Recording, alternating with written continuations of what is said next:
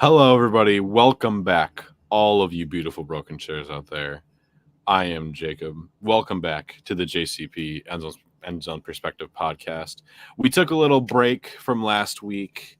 Got to spend some time with the family after all that Christmas and New Year's Eve. Also, this is a New Year's 2024, baby. Cole, it's New Year. Happy Yes, New Year, Happy New Cole. Year. And I Happy have New the same Year. co-host with me, even from last year, even though he's old and rusty. Got to keep him. What's up, everybody? We got Coach O here. Uh, we're back though. Happy New Year, everybody. We're gonna start it off with some NFL news and then go into the NFL week in review. Plus, we're gonna talk about the Ravens and 49ers game because why the heck wouldn't we?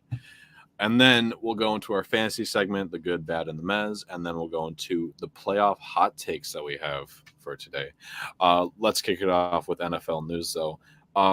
Just the other day, unfortunately, Tyreek Hill's house in Florida caught on fire. It was disastrous to see. Massive L. This. Luckily, no one was hurt or harmed, so we are happy about that. And Tyreek Hill has enough money to buy a new house. Are you sure? Like let's say on the positive side of things about this, he has enough money to buy a new house. Are we sure of that, though? Yes, yes, Cole. He has 120 mil. Yes, he does. Yeah, He can build a house if he wants to. He's got enough money to have like double hamburgers the rest of his life. He's sitting pretty. Yeah, it is unfortunate to see that beautiful house being burned down, though. I did see a report that the fire was from one of his kids playing with him with a lighter. So, kind of Never like to see that.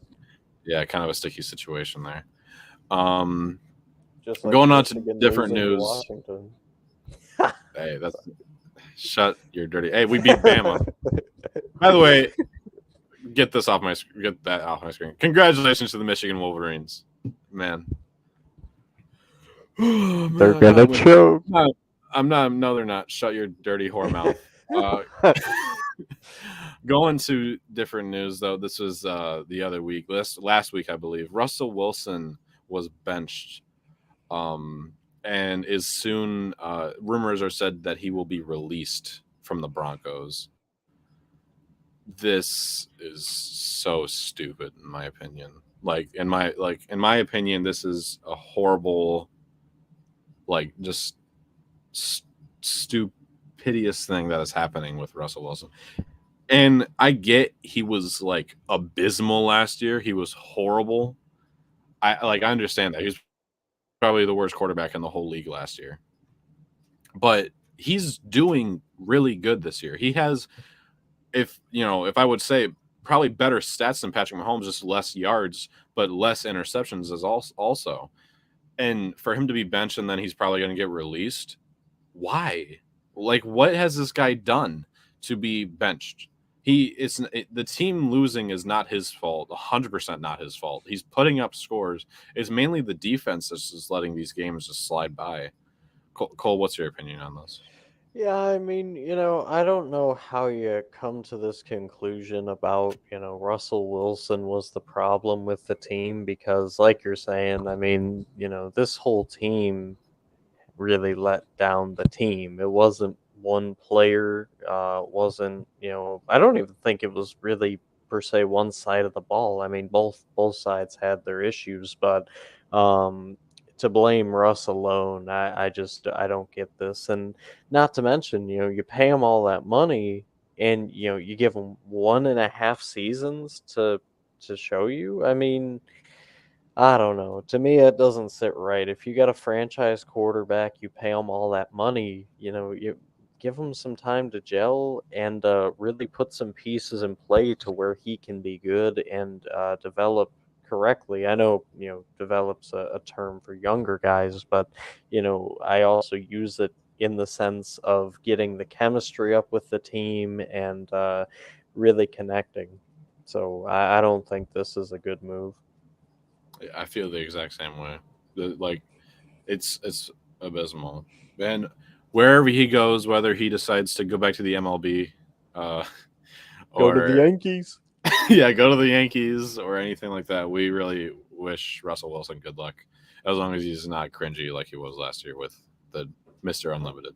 Yankees country, let's ride. He might go to the Falcons. Never know. I would like to see him in a Falcons jersey. I think that's probably his next spot. I think they're drafting Jaden Daniels, but either way. Maybe. Next up in the news, we originally were going to talk about, I think it was like a couple days ago, Dalvin Cook got released from the New York Jets, which, they did nothing with him. Like, we reviewed like every game other than last week. They did nothing with Dalvin Cook. Like, zip. They did nothing. They didn't let him cook. Yeah, they did not let Dalvin cook. But then today, around probably when I got out of physical therapy, I looked at my phone. Oh, man. Dalvin Cook signs with the Baltimore Ravens. We don't know about his contract yet, but, man, I'm pretty excited for this. Obviously, as a Ravens fan, also to see Dalvin Cook finally getting anything at this point, because Baltimore's running back room gets used. Every team in the running back room, every player in the running back room gets used. So to see Dalvin Cook actually doing something with the team is going to be pretty exciting, especially in the playoff push. Yeah, I mean, and that's a part that doesn't get talked about enough is the spot that, I mean, the Ravens, we talked about this a little bit ago. They were a little bit thin ever since Keontae Mitchell. I always say Keontae. There's a different way to pronounce his name. Keaton. Yeah, there you go. Somebody got it. I always say Keontae. I don't know why. But Keaton Mitchell, goes down and has that season-ending injury, and they got Melvin Gordon, and he's a good tailback, but was he going to be that guy was the concern. And it turned out that maybe they just didn't have the faith in him that they would in a running back like Dalvin Cook. And I mean, rightfully so. So I think this was a good move, and I think it addressed a lot of the needs of this team for sure. But so you got to think before that too. Before the Keaton Mitchell injury, it was J.K. Dobbins that went down in week 1. Right. Yeah, so their running back room gets injured a lot, but they always find a way to be the number one rusher in the number one rushing in the NFL. But I'm really excited to see this in the playoffs, even in next week against the Steelers. I'm excited to see even if he plays in that game. They might want to keep him away. Just because with the Ravens, I'd be horrified if I was a running back for the Ravens. First, it was J.K. Dobbins, and now it's Keaton Mitchell. I'd be looking over my shoulder constantly. Well, and you see the reason for that, again, is when you have such a run game with your team that, you rely so heavily on your running backs as blockers, and you rely heavily on them to be the big difference with your team. And, a lot of people forget that the Ravens are one of the very few teams in any walk of football that run the ball quite a lot. If you look, very few. I mean, even on the college level, you don't really see that. It's all about the air attack. So that's why they go through so many backs, is because, yeah, it does work. It is effective. And in this day and age, it's rare, but it also takes such a toll on the O-line, on the tight ends, on the running backs, on the quarterback to some degree, and somewhat on the wide receivers, but definitely in those main aspects there. And that's why you're seeing so many injured running backs. That's why they got to be deep.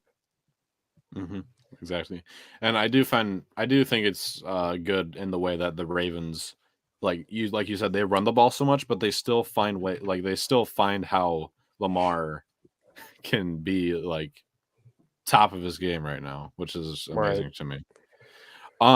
So I get that we missed last week. I'm sorry to JCP audience out there, like the three of you, but we missed last week, so we're not going to talk about the last week's games, except for one, which how can we not talk about it?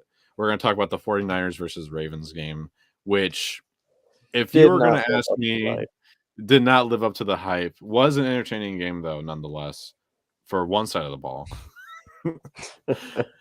Man, when I tell you that Brock Purdy was not ready for this Ravens defense. Oh my God. Still found a way to get 255 passing yards, but 4 touchdowns is not it, lad. Yeah, this was 2 weeks ago, by the way, guys. Yeah, 2 weeks ago. Now, watch my perspective change on Brock Purdy. Watch me call him a system quarterback. Oh God, no, please, Worst no. quarterback in the league does not deserve to be in the MVP conversation. Well, after this game, I don't think he deserves to be in the MVP conversation. No, he's not top 3 at least. He definitely took a hit. But here's the thing, and I want to make this clear for Brock Purdy haters that will come in and say that. This was Brock Purdy's first really big game at San Yeah. Francisco. Because, I know some of you might be thinking, oh, well, what about the Eagles in the NFC Championship? Well, he got injured. I mean, he didn't really have a chance to play that full game. And, there really hasn't been a game that has matched the caliber of this game. So, when you're new to this and look at the college he went to. He went to Iowa State. So, he's never really had a massive moment. Like you think about these big time players, you think about like Odell Beckham Jr., you think about, Tyrann Mathieu, you think about Derrick Henry, Patrick Mahomes, like all these different guys who come up and you're like, oh well, they're in the pros, they should be ready, they should have experience at this level. Well, look at where they went to college. You got LSU, you got Alabama, you got like Georgia, and all these places that are so used to like, every High game pressure is massive. situations. Exactly. To where you get somebody from Iowa State and it's like, oh wow, that was different. So let's be a little courteous here and a little bit kind of, hey, this is your first time really being in this massive moment. Kind of not a pass, but just kind of a little bit of leniency here. Because it is a big difference going from, playing the Cardinals per se to playing the biggest The game Ravens. against the Ravens, What number one what team. like every analyst was calling a Super Bowl preview, and even we were calling a Super Bowl previews. We were. Yeah, and it still might be. I'm not discrediting Brock Purdy in any way. I still think he's a good quarterback. I still think he's top 5 quarterback in the league.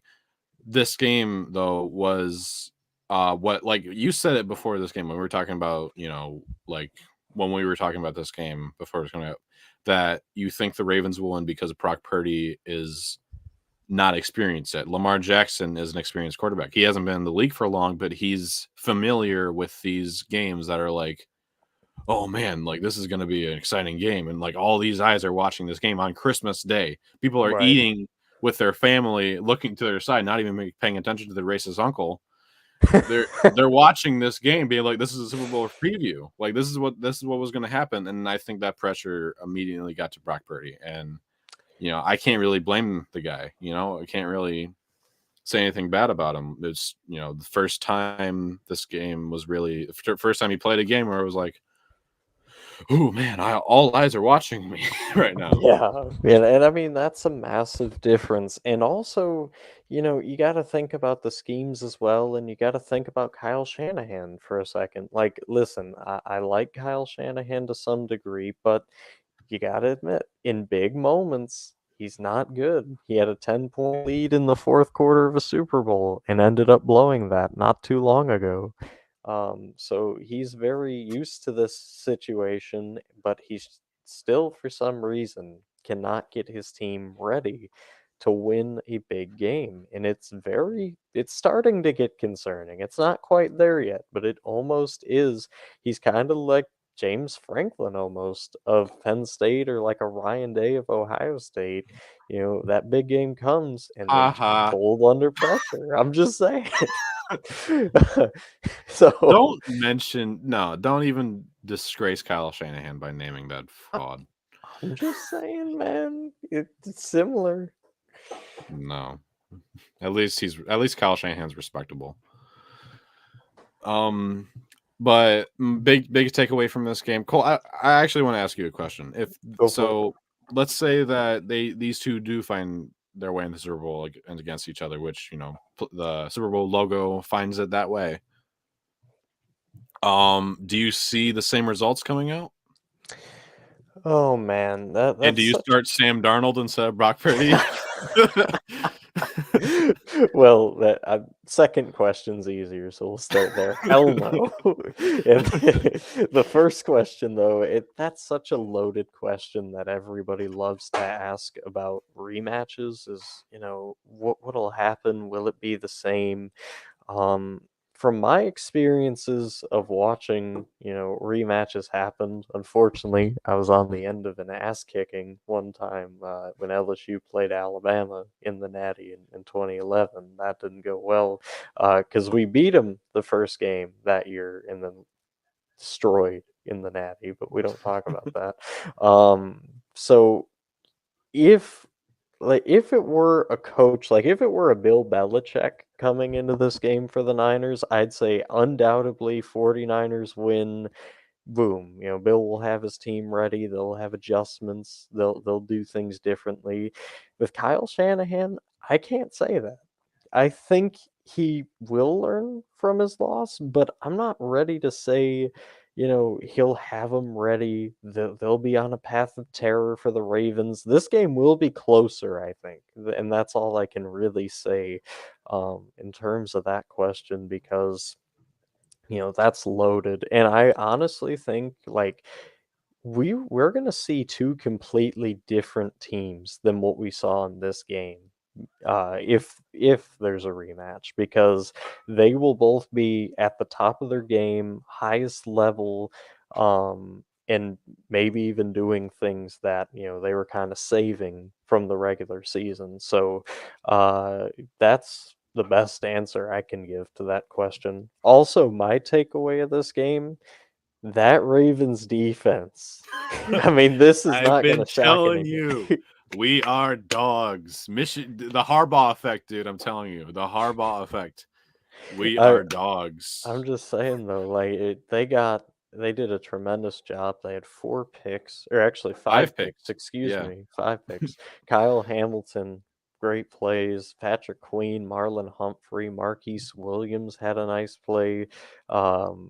Roquan Smith, he was a little bit more quieter, but he was still flying around the field. They had 4 sacks, 9 QB hits, almost at 11. That's not right. But they won this game, and I mean it's not Lamar had a few nice plays and all. No discrediting Lamar here, but that defense won the game, and I don't think it's close. Yeah. Also, before we move on, can we talk about that safety? Yes. I mean, dude, tell me that they did not try to rig this game without telling me. All right, I'm not going to actually call it rigged, but that was unbelievable. If you have not seen it, which I'm surprised if you haven't, which you definitely should. You should definitely have been watching this game. So Lamar took a snap, and then he went back, and then they were about the 10. So he was in the end zone, and then a ref was there, and instead of going backwards, getting out of the field, he just fell down and tripped Lamar. And then, is it a no play? Are they going to just go back, replay the down, ref interference? They call it a safety. Was he tackled when the ref tripled? No, no, not in the slightest. The ref just tripped Lamar Jackson and then called it a safety. I was saying if we lose because of this, I swear to God. But it didn't end up mattering at all. It didn't go that way. Yeah, did not end up mattering at all. So, well, let me ask you a question. Kind of flip the tables here. Go ahead. What say you're Kyle Shanahan coming out of this game, you get the head coaching job of the Niners, so you're the new guy in charge. You got to get this team ready for this Ravens game rematch. Just say in the Super Bowl. What are you doing differently from that game to the game? I would be more conservative with the passing game because this Ravens D is no fly zone from what we've seen last night. So I would rely a lot more heavily on Christian McCaffrey. I know that he got 14 carries, which is already a lot, but this is CMC here. Right. This ain't no Chubba Hubbard, right? Like this guy can run. Oh my This guy can run and run a lot. So I would definitely be more conservative with the passing game. I would tell Purdy, I go, if you are like worried about, will this throw go through? Don't throw it. Yeah, no, hold on. If you see that, just throw it out. All right, Brocky. All right, go out there. Brocky, what the? Go out there, our system QB. No. Other than that, I would tell the refs, I go, hey, what you did last game? Do that again, please. Just like stand right behind the center, actually, so that when the center snaps it, it'll just bounce off of you. Please. Just like take that sledgehammer right there, bash Lamar in a little bit. Yeah, just when he falls, can you just like hold it back and then hold a knife? Get your knife and just hold it against your back so when he falls. All right, in all seriousness, I would be a lot more conservative with passing. I would tell our O-line to step up because this Ravens defense but isn't it crazy that this defense is a triple crown defense? It has the number one, I think I've seen this earlier. It has like the number one sacks and pressures. It has number one interceptions and number one of something else. It's almost unstoppable for this defense to either pressure you or sack you. So I would just tell O-line, do the best you can. Just send them out there. Just do what you can. Hey refs, don't call the hold, okay? Yeah, don't call a hold, please. We're trying. And then I would utilize George Kittle a lot more. Because I don't know what he did, but he found a way to get past his defense. He had 126 yards for seven receptions. So, yeah, that's my game plan. There is not a lot to stop this place. There is not like much you can do against this defense, other than pray and hope. That's all you can do against this place. That's right. Any other takeaways from this? I'd have to say too, I really like, and again, this is gonna sound, kind of not great if you're a Niners fan, but this isn't a hate on the Niners podcast, okay? But I will say that renaming it. Oh my, all right. I like the adjustments by Harbaugh at halftime compared to Shanahan, and again, it just shows the differences. Everything Harbaugh did and had that team, they looked better. They looked improved. They looked hungrier even coming out in that second half. So I don't know what he told them, but like they got the message. Yeah. And Shanahan's team just stayed the same throughout the whole game. And I was like, hey, buddy, you might want to try something different. All right. My and takeaway and all conclusion, my Christmas gift was fulfilled.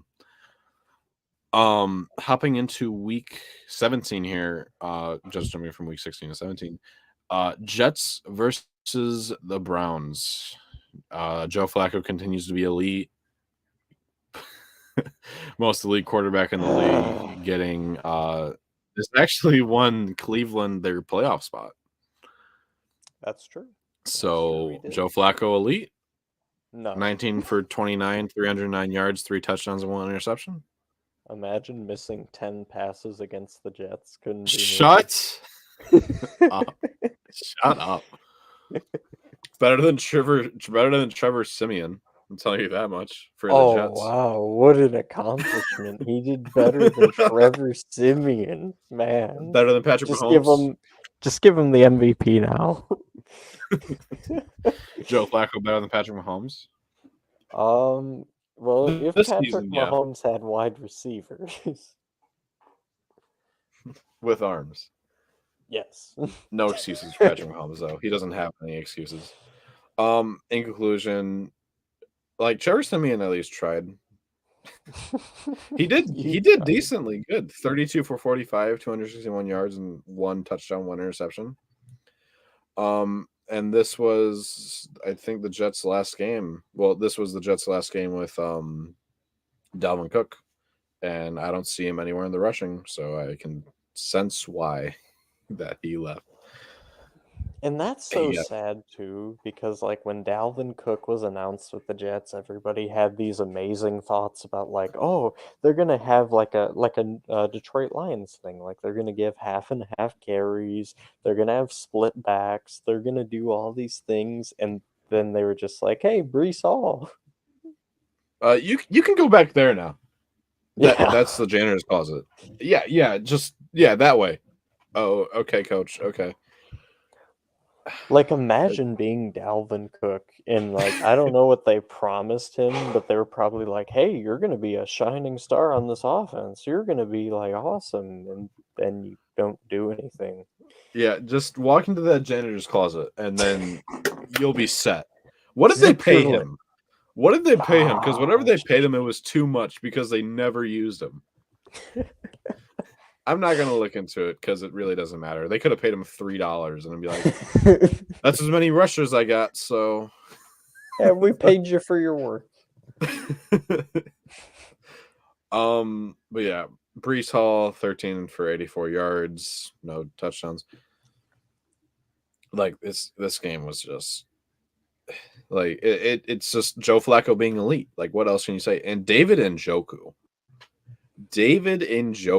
6 receptions, 134 yards. Man, he was on fire this game. Yeah. Browns Lions Super Bowl? Probably not. Dude, the Vegas would get so much money from that. Imagine. Yeah, Elijah Moore, 5 for 61 and 1 touchdown. Jerome Ford got 2 touchdowns with 2 for 57. This game was overall actually pretty surprising for this Browns defense, letting the Jets put 20 points up on them. Cowboys are winning the Super Bowl, guaranteed. Okay. That's what this game tells me. How does this have anything to do with the Cowboys?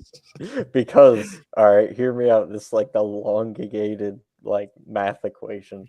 So Joe Flacco was a long-term what? Raven. He was a long-term Raven, right? And who do they normally beat up on? There's a list. Everybody. Exactly. They beat up on the Steelers. They beat up on the Bengals. They beat but they beat the Cowboys, right? And then it gets even scarier when you realize that Tyler Conklin was in attendance at this game, and Tyler Conklin equals Cowboys. Now, don't ask how, okay? Because that ruins the mystery. But that means Cowboys are winning the Super Bowl because Tyler Conklin was there and he got 5 passes. All right, just don't question it. Okay, that's it. That's where the theory ends. Yeah, that's the equation. Tyler Conklin was here and Joe Flacco was playing. Yes. Okay. Don't question the logic. I'm telling you. I have a lot more questions than I normally have. I have questions about life. After that statement, I have questions about, life, like just meaning of the universe. Okay. Okay. 2 + 2 is fish. I'll remember that. Congratulations, Browns, for being in the playoff spot. Imagine what, just Cole came in to the podcast and heard that and then just instantly left. He'll report us. He'll report us. We get banned. The podcast over. Going on to the next game though, I don't want to talk about We need to. The greatest call in NFL history. Number 70. That's 68. number 70 reporting on. Hey, it's number 68. If this game doesn't prove how rigged the NFL is to you guys, I don't know what else to say. I mean, this was just the stupidest pick at straws Cowboys had to win like motive that I have ever seen. Brutal. Whoever calls the Cowboys America's team must hate America. Because if this is how America's team wins games, this is not it. This is not the way. Lions are America's team. Let's do that. The Detroit Lions are America's team. Let's get that train. Let's get that train going. No, they share the same colors, blue and silver. Let's share the same red? colors. Let's share the same What's the nickname. red? Cowboys do not have a red. Look at that logo. That's not a red. There's no red on there. There's like an alternative thing. An alternative thing. No. We're gonna call overall this the though conspiracy podcast. The Conspiracy of Football podcast. Yes. CD Lamb broke. CD Lamb broke the receptions. He did. Yeah, he broke the amount of receiving yards done by a Cowboy. He did, dude. This is why that he got a report saying to to see if he's on steroids or not, because he got 13 receptions for 227 yards. He had a really good night and 1 touchdown. The biggest takeaway is obviously the last play. And if you don't know what happened, it was 19 and 20. Yeah, if it was 19 and 20 and Lions just scored a touchdown. It was 19, and then Dan Campbell decides to go for 2, right? And they did a trick play. They did a play where an offensive lineman was playing as a receiver.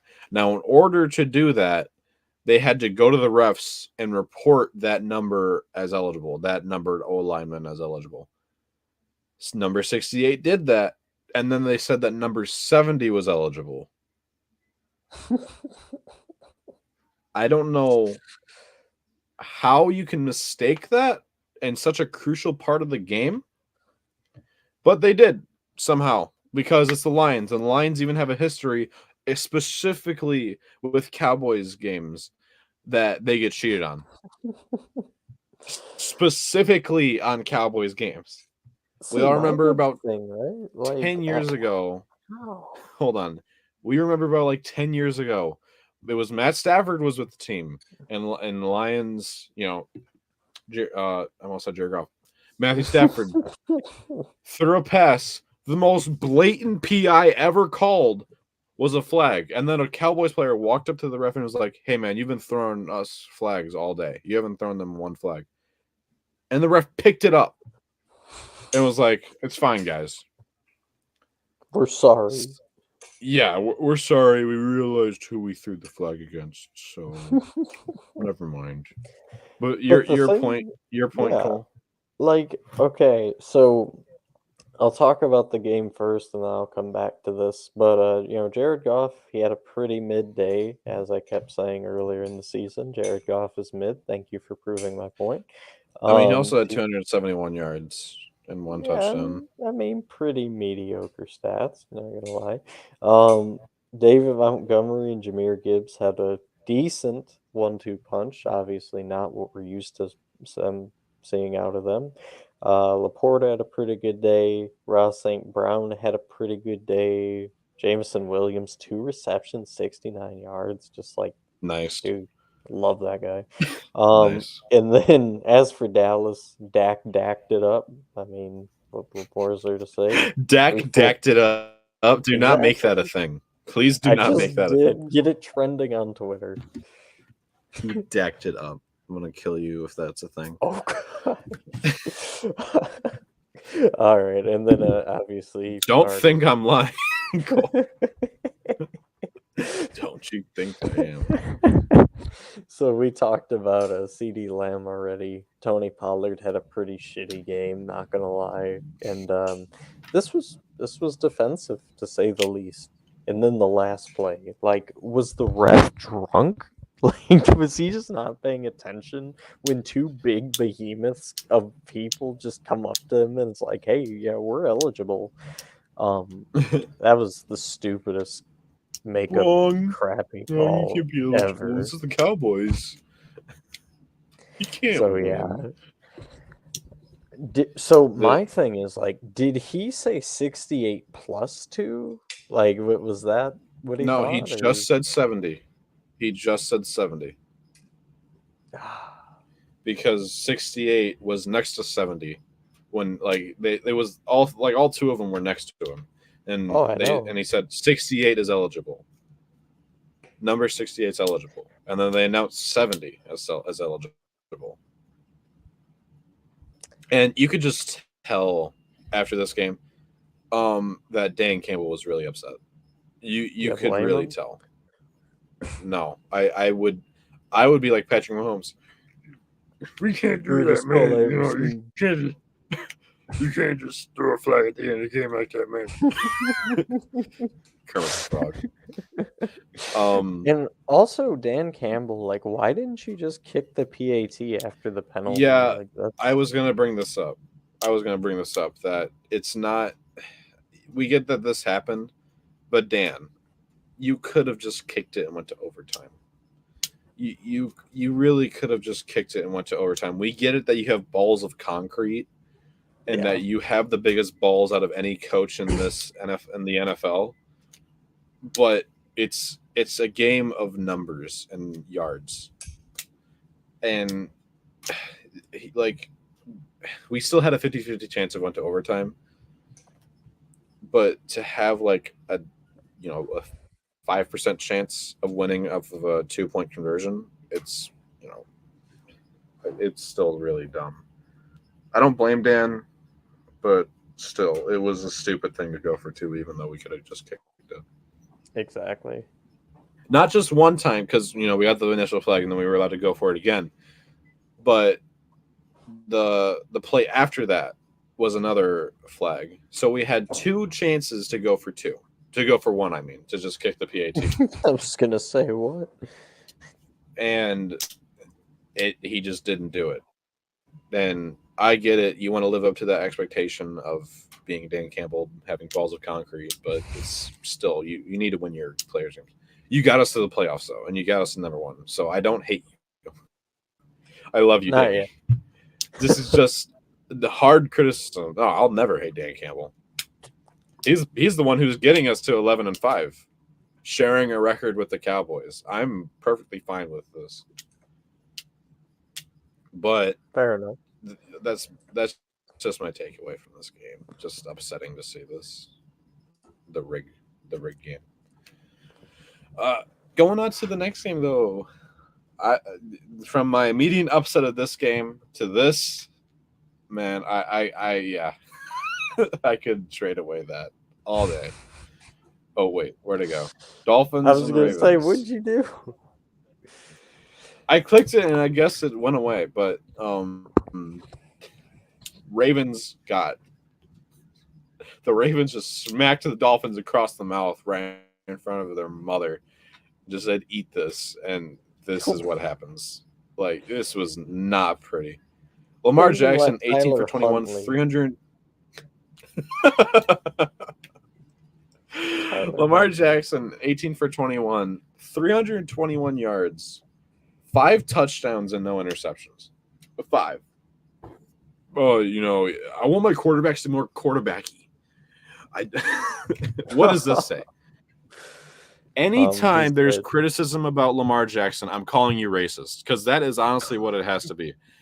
I legitimately am. How is a quarterback not quarterbacky when he's throwing for 321 yards, 5 touchdowns, and he's not quarterbacky?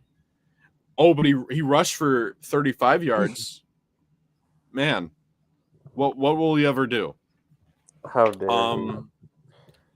this Ravens defense continues to have pretty good quarterbacks look pretty mid. Tua Tagovailoa throwing 22 for 38, 237 yards, 2 touchdowns, and 2 interceptions. Again, this Ravens defense is amazing. Yeah. Tyler Huntley, one out of 19 yards, 1 touchdown. Tyler Huntley's MVP of the league, obviously. I mean, I don't think it's a question. I don't even know why there's other candidates. I mean, he's just everything he does, just scores touchdowns. But I will say, give credit to Devon A-Chain. He had a really good day, 14 carries, 107 yards. Tua tried his best, but he just yeah, no, it didn't go good. Tyreek Hill, pretty Oh, wow. midday. What's that? Someone came in here, Niners gang. Still PTSD from Lamar. Man, sorry we didn't see your comment in here, Niners gang, or if whoever is watching now, if that's you. Still PTSD from Lamar. Yeah, I don't blame you. I would not blame you. I would have PTSD over that defense though, if I was him though, not Lamar Absolutely. per se. Yeah, and hey, Niners gang, yeah, we are with like you you. said, Devon A-Chain getting really good. Lamar Jackson's a system quarterback. Brock Purdy is not a system 100%. quarterback.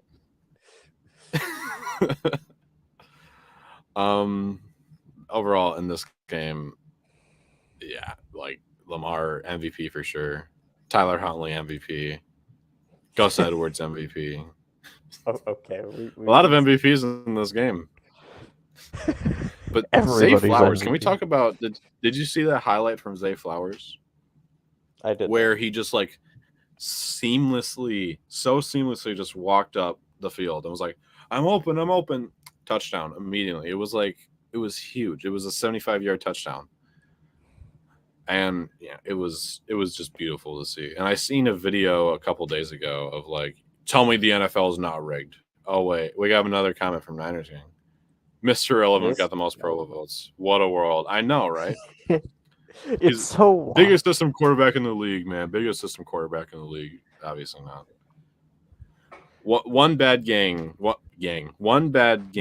does not decide your fate. And and that's the thing anymore. Like everybody has such a horrible attitude about it. It's like one game they love you, next game you have one off game, and that's all it was. And magically he's like the worst player to ever play, and it's just annoying. Yeah, it really, really is. Geno Stone also went off. 8 total tackles. What does PD mean again? Pass deflection. Pass deflection. 1 pass deflections. I'm telling you, Geno Stone is an amazing safety for this team. He's one of the best defensive safeties currently in the NFL, in my opinion. Yeah, 3 were tipped. It happens. It does happen. Exactly. Ravens defense still got how many? It was 5 interceptions from that game. Right. We were actually Niners gang. You missed it. We were talking about that game a couple minutes ago. Actually, you're probably happy you missed it. Yeah, probably. Maybe happy. You missed it. No, we missed talking about that game. Let's get to the next one. Get to the next game. All right. Patriots versus Bills. Surprised that the Patriots went up this high against the Bills defense. Yeah. Is that weird for me to say? I know the Bills defense is the number one thing on that team, but still, it's surprising to see, especially with Bailey Zappi. When Bailey Zappi getting 16 out of 26 for 0 touchdowns and 3 interceptions. Yeah. How did they get 3 touchdowns is beyond me. But... Well, yeah. I mean, and the thing with this game, like, the Bills really have some questions going forward. It's like, what does this team want to do? Because every week it's something different. They either show their full potential or they show backpedaling into mediocrity. And yes, they did get zapped. They get zapped. They got zapped. They did. They 100% did. Nailed it. But The Bills questions. yeah, that's the sad thing, they got so many questions and they're so inconsistent that it's like you never know which Bills team we're going to get. Either it's the really good Josh Allen and the offense is on point, or, it's this laid back, thrown interception, only completing, a literal half of all your passes. He was 15 for 30. James Cook was non existent this game. Dalton Kincaid had to carry the load, which I mean, I'm happy he got the job done, and he's a good tight end and everything. But like, he should not be the one that has to carry this team. Meanwhile, give credit to the Patriots, man. They came out, they fought hard. I know Zappy had 3 interceptions, but he was still fighting for his life against this team, and not really much of a run game to help him. So I was very impressed with him and just the all-out heart he showed. Which one shows up next? Our next game that we're talking about is the Falcons-Bears game. But yeah, my overall opinion about this game is basically what you said. The thing that I was saying with the Ravens earlier in the season about how they're really inconsistent. We're gonna see, one side of the team this way, then the next game, whatever, is sort of the same thing I'm saying about the Bills. And I know that we're talking crap about them, even though they, won this game. But I'm just really surprised that this Patriots defense, which has been horrible, and they were still pretty bad this game. The only touchdowns coming from Ezekiel Elliott, Bailey Zappi, and then was there a pick six? Yeah, the pick six from Jalen Reagor. So this is just really confusing to see from the Buffalo Bills. James Cook did I'll say he fried it. I'll say that he fried it. He didn't cook it. He just fried it a bit. It was a kick six, by the way. That's what I said. Kick six. Yeah, not kick pick six. six. Yeah, kick six. Maybe they're wanting to have a good send off for Bill. That's definitely possible. Maybe they want that last good game for Bill Belichick. They want that last good game. Patriots are fighting their heart off now. Just Bailey Zappi is, Caleb Williams time in New England's coming up pretty soon. Caleb Williams time, or maybe Bo Nix. Yeah, Bo Nix, Drake May, Jaden Daniels. Well, not Jaden. Mobile quarterback scare Bill Belichick. So we're not doing that one. If you run a 4-4, you're not on this team, guys. You can get out of here with that 4-4. I only take receivers that run a 5-8. And that's all I'll say about that. And then he leaves. Going on to the next game is the Bears dominated the Falcons. This was left holy. field, I am. If Atlanta keeps their coach in the offseason, I'm done with them. I'm not gonna look at them anymore. I'm not even gonna acknowledge them. We won't talk about them on the show anymore. This is a horrible thing to see. This is really bad. Go with the seventh rounder. QB. It worked. Yeah. I would trade my first round pick for whoever has the last pick in the NFL Mr. draft. Irrelevant. Mr. Irrelevant, baby, going to the Niners gang. Wait. If you got an all-pro roster.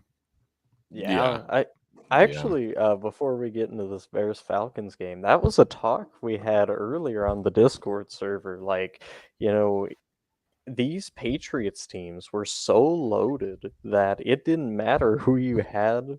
I mean, obviously, Tom Brady was still pretty good. I'm not knocking him, but like, he wasn't. He was mid. No, but he was Bill okay. Belichick use this team to like dink and dunk, move the ball at a good rate. And when you have that much talent, it really, you don't have to do all these fancy things about throwing it deep, throwing it, to this side or that side. Whatever you did, you were going to win. And that was the genius behind the Patriots. Right. Niners gang, I just put in our Discord link to come join us. Come join the JCP podcast here. Not on the show, obviously, just on the Discord server. Not the Discord. This is our spotlight. This is our spotlight here. This like the Falcons are in such a confusing state. They don't have a franchise quarterback, and they deny like you. I feel like I would ask like a Falcons coach, be like, "Hey, man, what are you gonna do with your quarterback situation going on?" And they would be like, "What quarterback situation?" That's what I feel like the type of answer they would give me. Because you got Tyler Heineke and Desmond Ridder throwing the ball, and both of them threw in total 4 picks. And if you're making the Bears look like a playoff like contention spot, don't talk. Don't talk. Yeah, no, to get us. off the stage. Yeah, just get off the stage. I'll check it out. I have to download it. Go download that, man. Go download Discord. It's a world full of fun. But in all seriousness, really appreciate that, Niner. Yeah, I really appreciate it if you come join and hang out with us and even give us ideas for the show. Absolutely. It'd help us.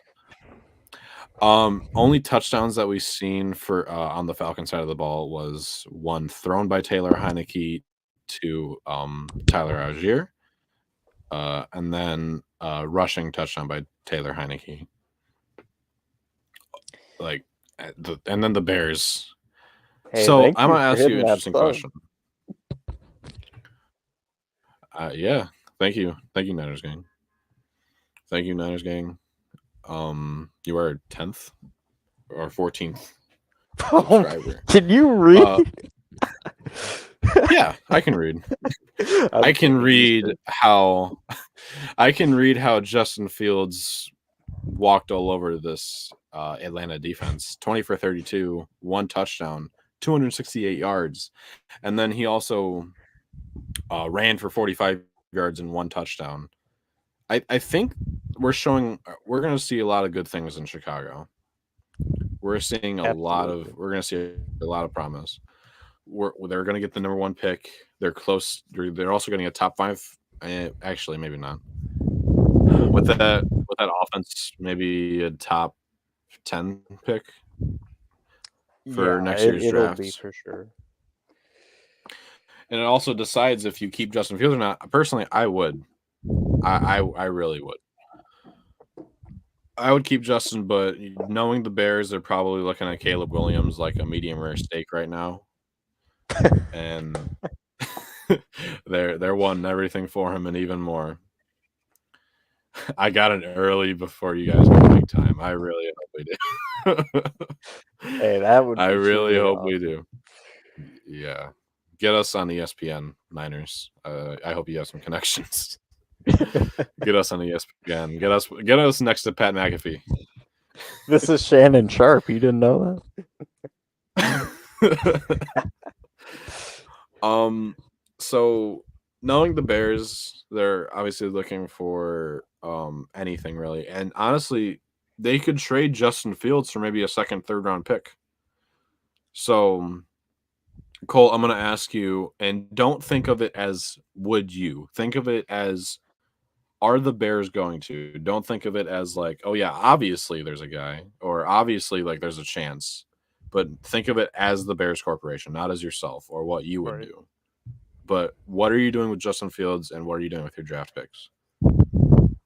Well, from the organization standpoint, I mean, I already know, like you were saying, what I personally would do, but I'm not answering that, as you said. So if realistically, I could see the Bears doing this. With that top pick, I could see them going either an offensive tackle or Marvin Harrison.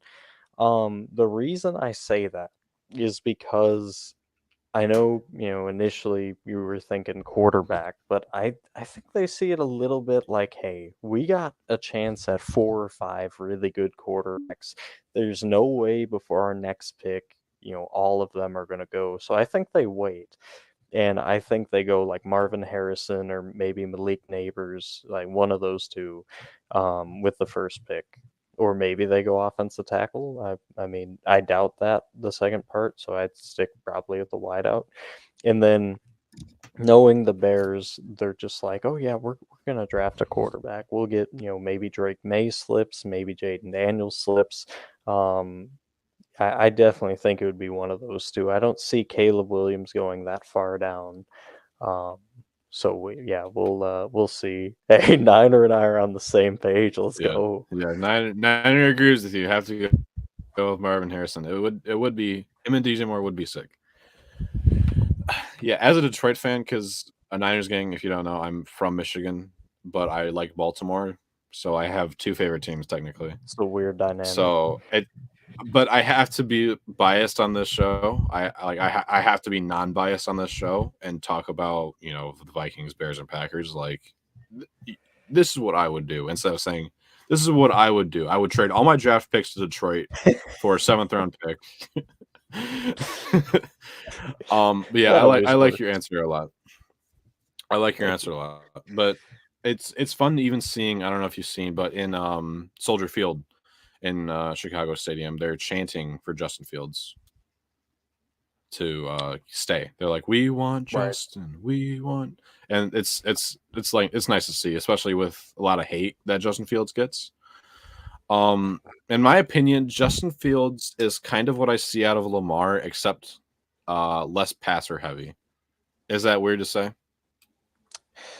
If you told me that like a year or so ago, yes, but as of now, no. I kind of see that. It's kind of hard to see him this year because he didn't play much this year actually. If I recall, he didn't play a lot. He played a decent amount. He had a few games. He had that stint where Tyson Bagnett had to come in and take the reins for a little bit. Fields can work if they build around him. Niner's killing it, man. I agree with this. You see, yeah, Fields could definitely work if they build around him because, and this is my thing, because this is what. All right, this is hard to explain, but even Cole, you brought this up a while ago. Us, me, and you talking is that when Lamar got drafted, it was a big change because the Ravens were going from a defensive orientated to an offensive orientated with drafting the quarterback in the first round. So, because they're usually always go defense. And so with that change, they started slowly, really, really slowly, because it took a while to get a good receiver core, to build around Lamar and how he plays as a person. Not have him fit into a puzzle piece, have the puzzle build around him. Exactly. Lamar is the puzzle, and the Ravens is the box. You see what I mean? And also, Niner hit the nail on the head again. Go to his next comment. Niners built their team brick by brick, as they said. Yeah, brick by brick. And then in Chicago, Justin Fields is seen as like a puzzle piece that doesn't fit. Like you could get this team, you could get Justin Fields to another team, and they'll be like, okay, let's see what we can do with him. And with the Bears, they're like, we'll just have him suffer here. we'll just have him suffer here and get sacked like 19 times with this terrible O-line. Ravens did the same thing. Yeah. I'm flipping the script. I'm asking you a question on the same topic here, but a little bit different. If the Bears front office, like, you have to trade him, say, like, you're in charge, but you have to trade him. There's no talking him out of it. They say, hey, get us whatever you can. Where are you going? Like, what is the deal you're looking for him to be traded? Okay. What I would do is I would go to the Broncos. Ooh. Actually, no, not the Broncos, because they don't have any draft picks. True. They have like nothing there. So man, where would I go? Who has draft picks and who needs a quarterback? Fleece the Panthers again. Fleece the Panthers again. Yes. All right. What do you want for Justin Fields? All my round 1 picks for the next 10 years. Nice. Realistically, actually, I would go to the Rams. Okay. Because Matt Stafford is killing it, but he's not gonna be there for much longer. He's an aging guy. He's gonna regress in the next 2 or 3 years. So I would give him to the Rams for maybe round 2 to 3 pick. I like that. I'm not taking anything beyond a third pick. So that's where I'm going with Justin. Plus, you're already getting the number 1 pick. So and then with my pick, I'm probably getting Drake May. Okay. Hey, Drake May, like, and to think about that too, because we mentioned like all the big name main quarterbacks here, but Drake May probably would fit the best because Caleb likes to get out a little bit more. They might have a similar situation if you go Jaden Daniels. I mean, yeah, he can throw from the pocket, but he's known for the elite scrambling. And then if you look at Bo Nix, he's a check down guy. Like he's kind of like Joe Flacco in that respect. So, he wouldn't fit in with the Bears. So I'm glad you said that. To me, that makes sense. Yeah. That's where I would go. Because if you're not going to build around sort of an improviser quarterback, just get a guy that you can fit in this team. It's ridiculous. We talked about the game long enough, though. Going on to the next game, though. Raiders versus Colts. Colts beat the Raiders 23-20. Sad Raiders I don't want fans. to talk about it. Don't want to talk about it. We have to. We have to, man. I'm sorry. We have to. Niner, I'm a Cole, Raiders fan, as a if you couldn't tell. Yeah. Aiden O'Connell killed it, though. He did pretty good.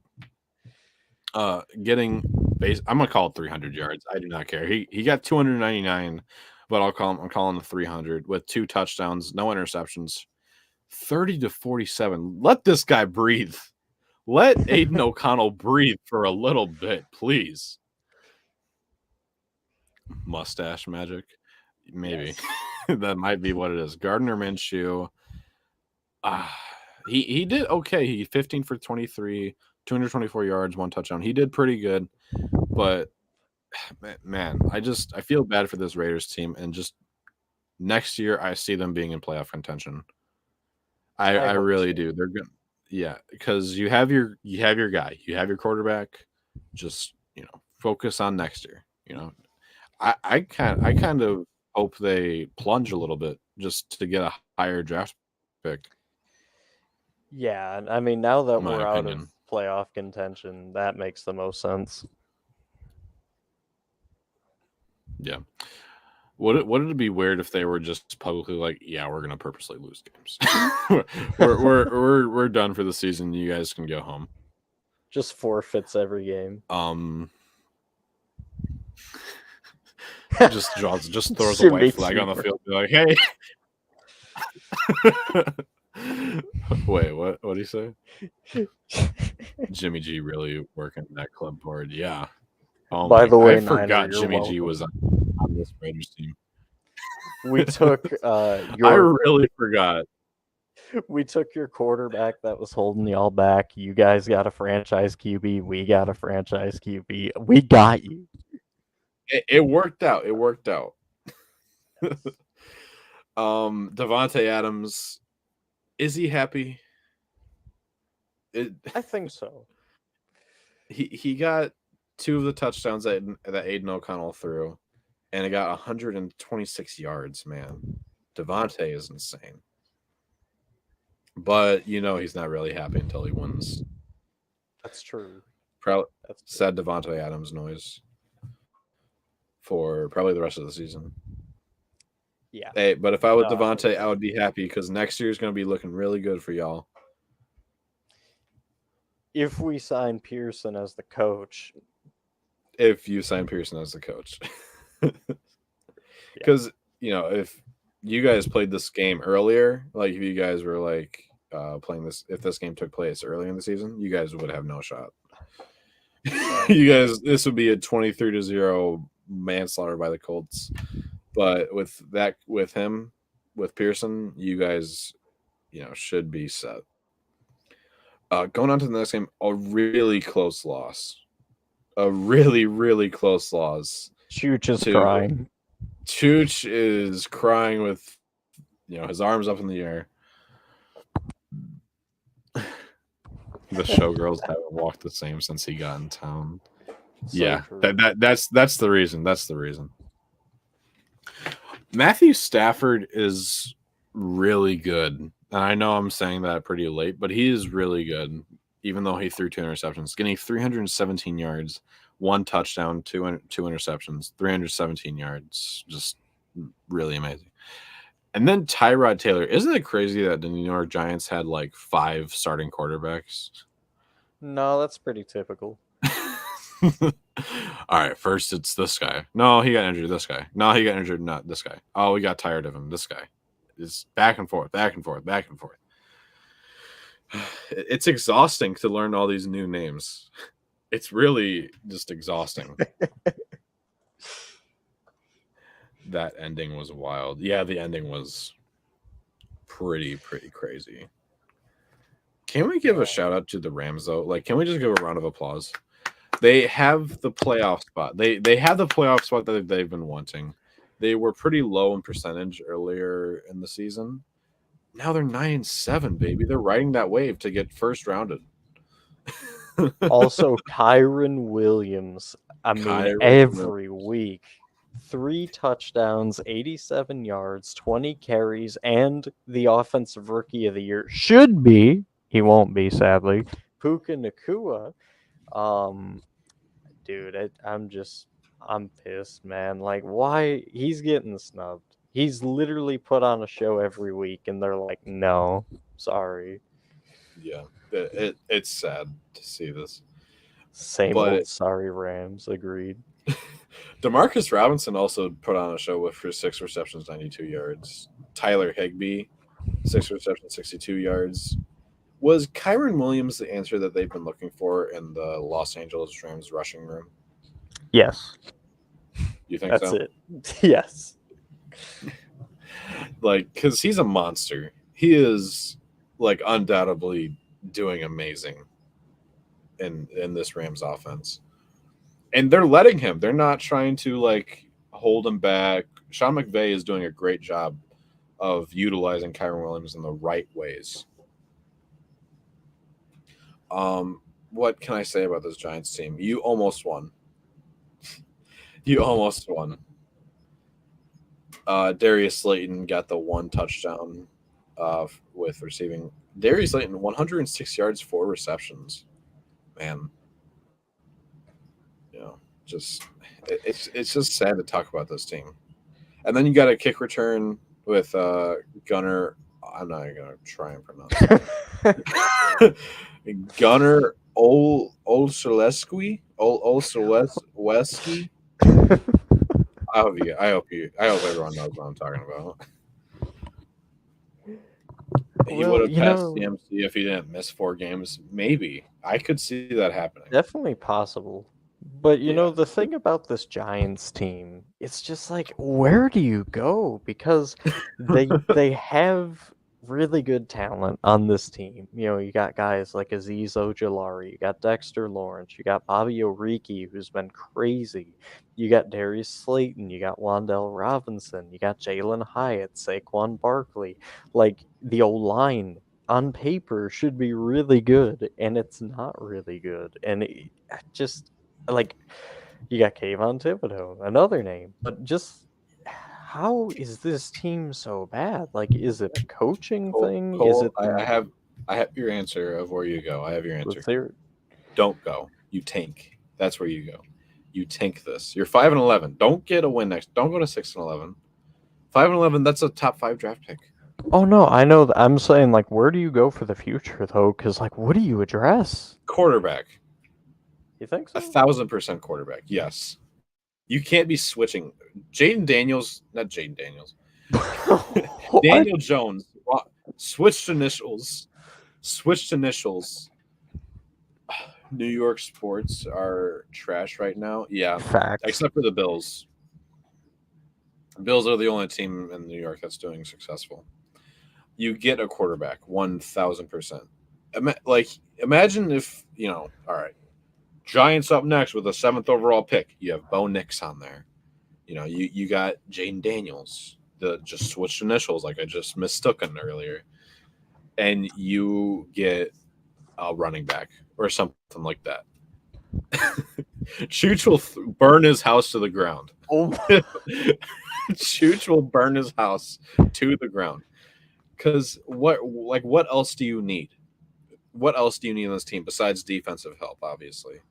But if you're, if you have like a 6 overall pick and then there's really promising people on the board, get a quarterback. Maybe not. No, get a quarterback. Well, Bills are the only New York team, so at least they got football. Yeah, true. that is true. Niners gang, where would you go if you were the Jets and you had a top 5 draft pick? Giants. Oh yeah, Giants. My bad. Listen, man, it's been a long day. But while he is answering that, we are going to go to the next game.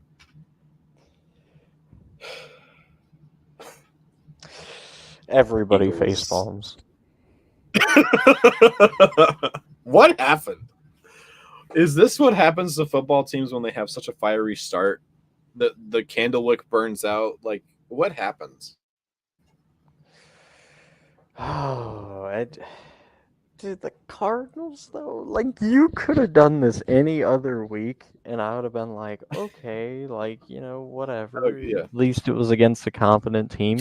You picked the Cardinals. The Cardinals. How? Like I'm blown away. I'm disappointed. I'm sad. I'm smackledorfed. What? You let Tyler. O-line, maybe? No. You're out of your mind, Niners game. No. I disagree respectfully, Niner gang. Respectfully. I don't hate that, but I don't. No. All right. I'm gonna say this with it. If you're blaming Jalen Hurts, it's not his fault. This guy is 18 for 23, 3 touchdowns, 1 interception, 167 yards. A quarterback that's throwing 3 touchdowns is not the problem in why you losing the games. What I'm going after for the reason why they're losing games is this defensive coordinator. Fair. I don't follow the Jets. I was talking about the Giants, Niners gang. I was saying the Giants. I'm sorry if I said the Jets. I'm going after the defensive coordinator for the Eagles. I'm trying to remember his name right now. But, God, what is his name? I really cannot remember. Whatever his name is, I'm calling him out for this loss. And most of the losses that they've been having this season. Because that's also what the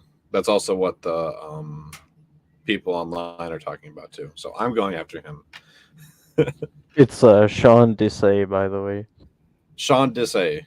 Yes, I am going to go after him because last year it was your coordinators, because didn't they change from last year? Yeah, I'm 100% sure. Don't quote me on that. Yeah, because oh wait, no, it's Matt Patricia. Actually, I should say was the last year. Yeah, my bad. We all know about Matt Patricia. We all know about Matt Patricia. Solid coordinator, not good as a head coach, in my opinion. He's an okay coordinator, but just not good as a head coach. As a Lions fan,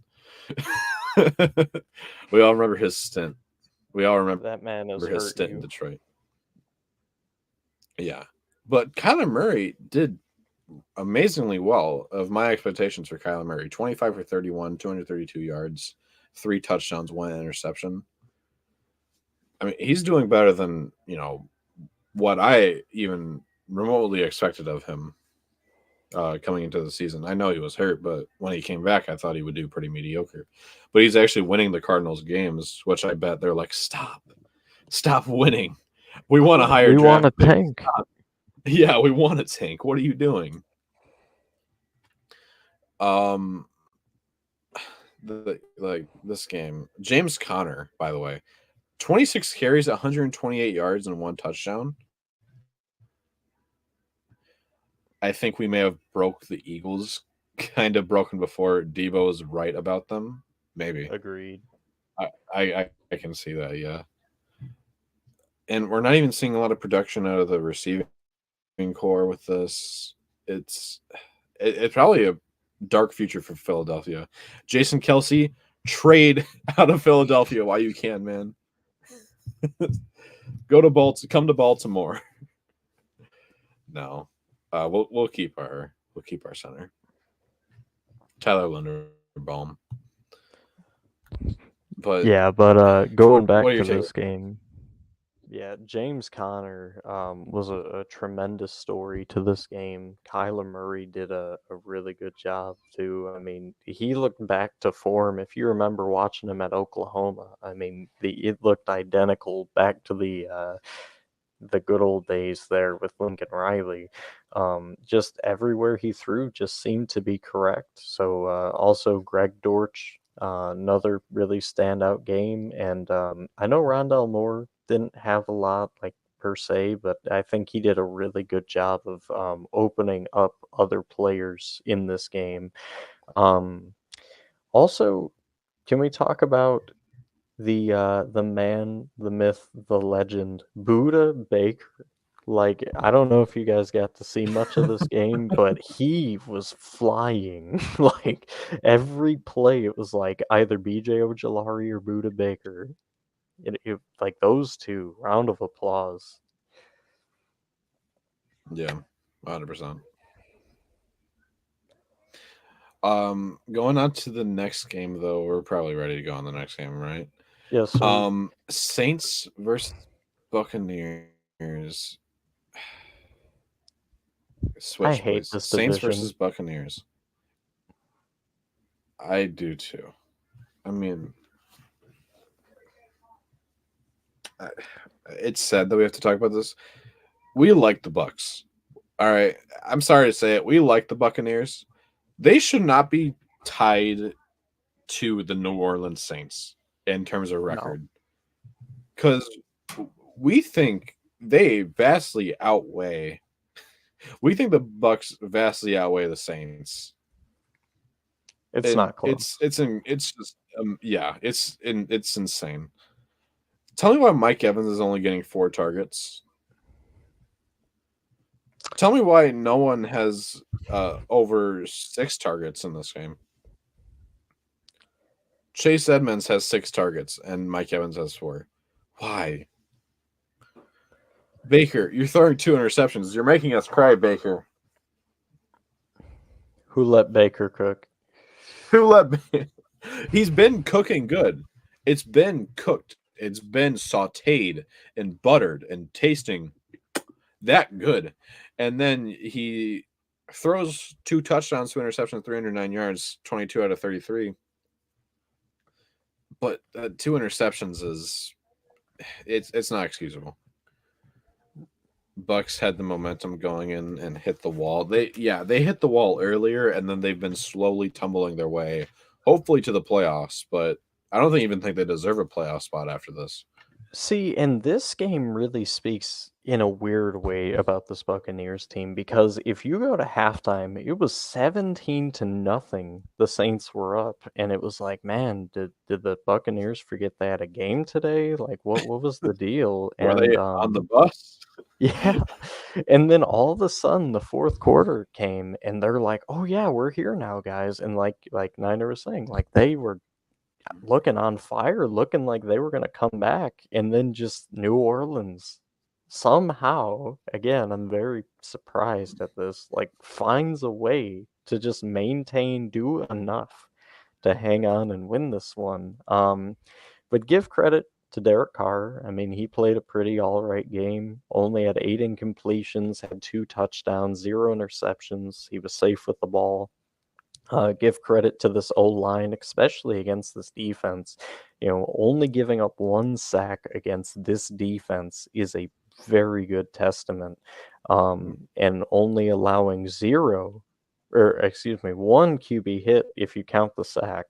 You know, that is really good for the Saints team, and maybe they're starting to maybe gel a little bit. No, you know why? Because they are broke. Like True. they are beyond negative broke. Like their salary cap is beyond negative. With that Derek Carr contract, oh my god, they are in the mud. They are in the ocean. Their shark is eating them right now. Like they are that broke.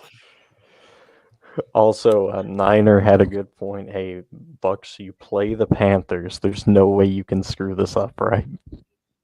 Luckily for the Bucks, they play the Panthers. Oh my god, if they lose to the Panthers, And Michigan loses to Washington, because that's going to happen. shut Cole. We beat Alabama. All right. We beat a team historically known for getting their way. We're not going to lose to Washington. This isn't a college show now, Cole. We're going to talk I know. about I just have to field. troll you when I can.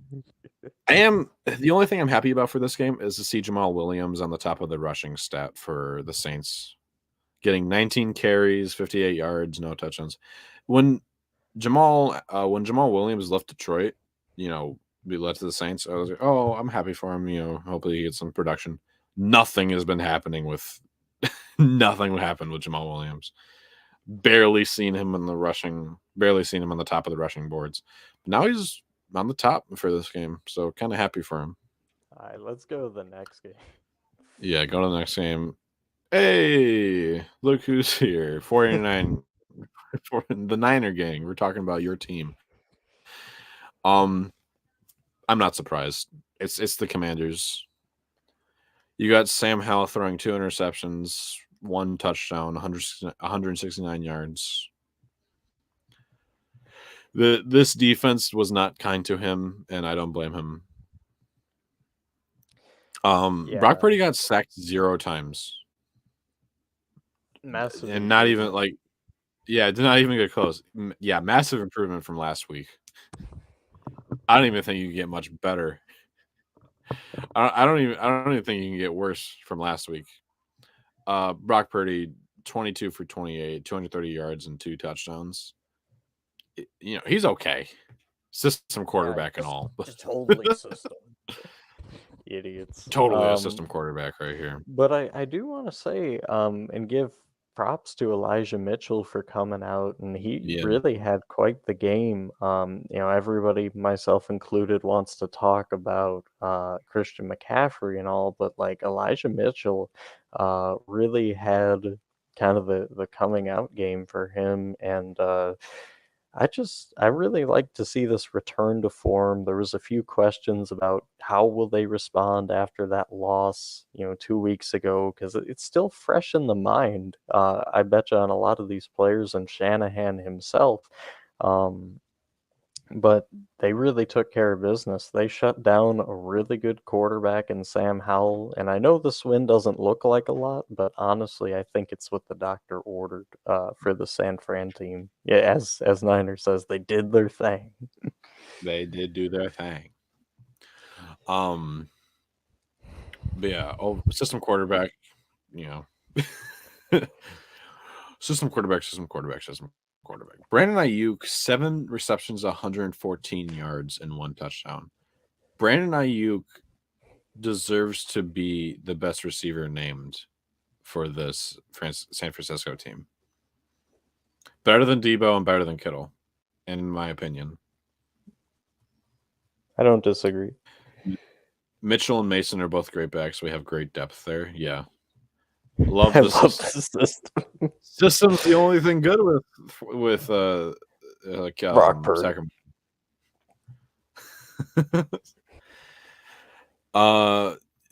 Yeah, like what else can I say about this team? Number 1 seed on the NFC. It's gonna be pretty. These playoffs are gonna be amazing to watch. Going Also, on to real quick, go Niner, ahead. the reason for the system quarterbacks is like I've seen it so much, and I'm sure you have too, like on Twitter and different places about it seems like anything that Brock Purdy does, it's just like, oh, if he wasn't in the system, he wouldn't be as good as he is. And it's just like, man, he's every game he's shined, and so that's why we've Everyone knows been that he knocking has that. to throw. He has to throw for 600 yards, not get sacked once, rush for 900 yards, and maybe he'll get called a good quarterback. Maybe, but yeah, we won't know for sure yet.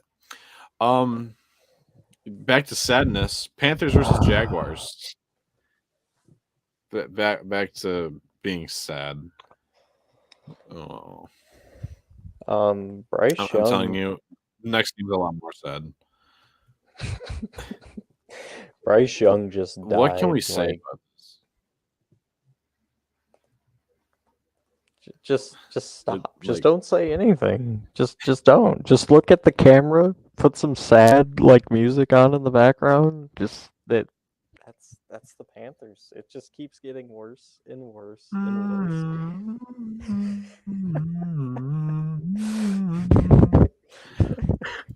worse. Also, Jaguars did Jaguars things with CJ Beathard. you want you want to hear a funny story instead of talking about this game? So I'm an orchestra, right? Yep. I got exactly. I got my orchestra teacher a gift this year, and it was a little keychain of like a violin this big.